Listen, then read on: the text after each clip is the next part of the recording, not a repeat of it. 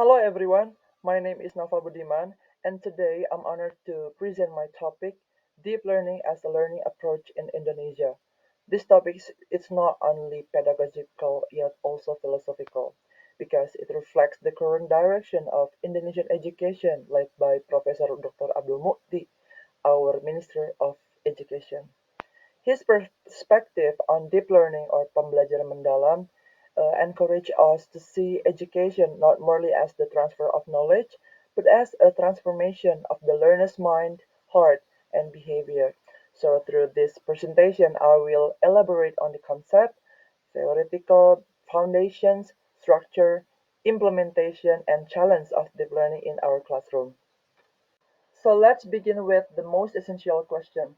Why deep learning?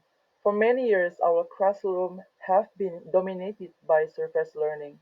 Students only memorize content to pass exams, but rarely understand its meaning. In contrast, deep learning emphasizes understanding, reflection, and transformation. It pushes learners to connect knowledge with real life, to analyze, and to create. According to Lucas in 2020, in the art of public speaking, effective education should engage both the intellect and the emotion. Deep learning does exactly that. It encourages cognitive understanding, emotional engagement, and social responsibility. This approach also aligned perfectly with Indonesian vision of the Profil Pelajar Pancasila, or now becoming 8 Profil Lulusan, where learners are not only intelligent but also faithful, independent, collaborative, and globally minded. So what is the deep learning according to Mr. Abdul Mukti?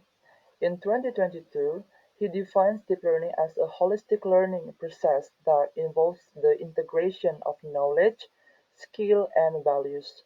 It encourages students to explore learning through inquiry, collaboration, and reflection so that what they learn becoming meaningful, not only mechanical. He explained that learning should touch the head, heart, and hand. It means that knowledge should transform understanding, feeling, and behavior.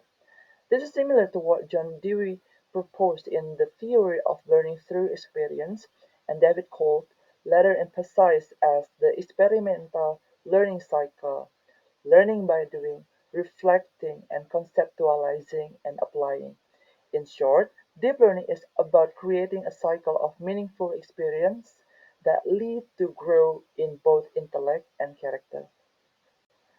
Deep learning is supported by several education theories, first like constructivism, as developed by Jean Piaget and Lev Vygotsky, which state that learners construct knowledge through interaction and reflection, not passive reception.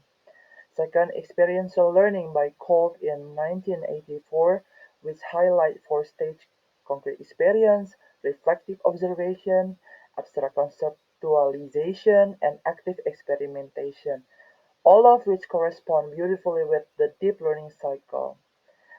Not only that, humanistic education by Carl Rogers, which focuses on personal growth, empathy, and self-direction. Deep learning recognizes that every learner is unique and capable of self-actualization. So finally, deep learning embodied in 21st century forces, critical thinking, creativity, collaboration, and communication. Those are competencies that every student must master in our current global era. According to Professor Abdul Muti, there is a structure of deep learning, so we can call it 4338 framework. It makes us easier to remind. Uh, there are four learning structures, three learning experiences, three learning principles, and eight graduate profiles or 8 profil lulusan. The first is four learning structure. There are pedagogical practice, learning environment, partnership, and digital utilization. Next, three learning experiences. There are understanding, applying, and reflecting. None other than three learning principles consist of uh, mindful, meaningful, and joyful learning. Finally, the eighth graduate profile represents the outcomes of the learning framework. faith and devotion to God Almighty, citizenship, critical reasoning, creativity, collaboration, independence, health, and communication. Now I present you about the core values and educational implication.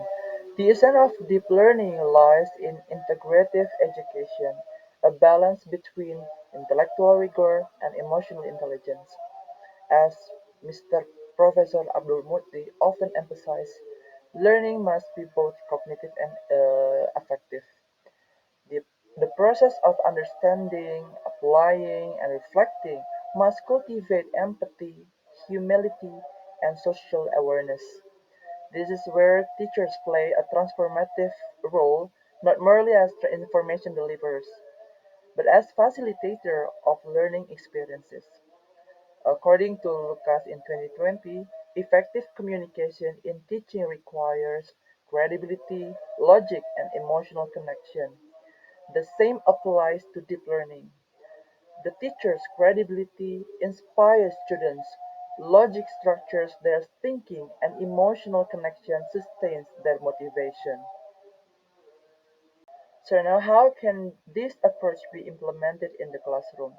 Based on my experiences and my training session with the BGTK about the deep learning, so basically we applied the framework 4338, especially the learning experiences. There are understanding, applying, and reflecting. So there are some models and strategy that could be combined with the deep learning syntax as long as it support each other, like inquiry or discovery-based learning, problem or project-based learning, or even PPP, presenting, practicing, and producting that really suitable to be applied in our English classroom for young learners as a foreign language. Of course, there are challenges and realities in applying deep learning. There are teachers' mindset, because mindset divided become two: fixed mindset and growth mindset, time, class size, and taste-based evaluation. And however, implementing deep learning is not without challenges. Some of the main barriers included teachers' reliance on traditional teaching and exam-based assessment, limited time for deep reflection in crowded curricula, and insufficient integration of technology or collaboration with parents. As Vygotsky mentioned in 1978, learning happens best within the zone of proximal development, meaning that students need guidance and scaffolding. Without professional development and systematic support, teachers may struggle to facilitate deep learning effectively. Of course, there are solution and recommendation for me to all of the teachers who want to apply deep learning in English classroom. There, there are teacher training, reflective activities, project-based assessment, and peer collaboration. Several strategies can be proposed, like teachers empowered through continuous professional training focused on inquiry, digital literacy, and reflective practice. Collaborative culture between teachers, parents, and the communities to support holistic growth. And of course, authentic assessment focusing on understanding, creativity, and reflection rather than memorization. As Cole mentioned in 1984, deep learning happens when students experience, reflect, conceptualize, and apply. Hence, education must provide meaningful cycle that allow all students to transfer experience into knowledge. To conclude, deep learning is not just a method, it is a philosophy of education that seeks to humanize learning. Deep learning aims to form students who are not only intelligent and skilled but also faithful, independent, and human, learning in ways that are mindful, meaningful, of course, joyful. The ultimate goal is not simply academic achievement, but the formation of faithful, independent, critical, creative, collaborative, healthy, and communicative learners.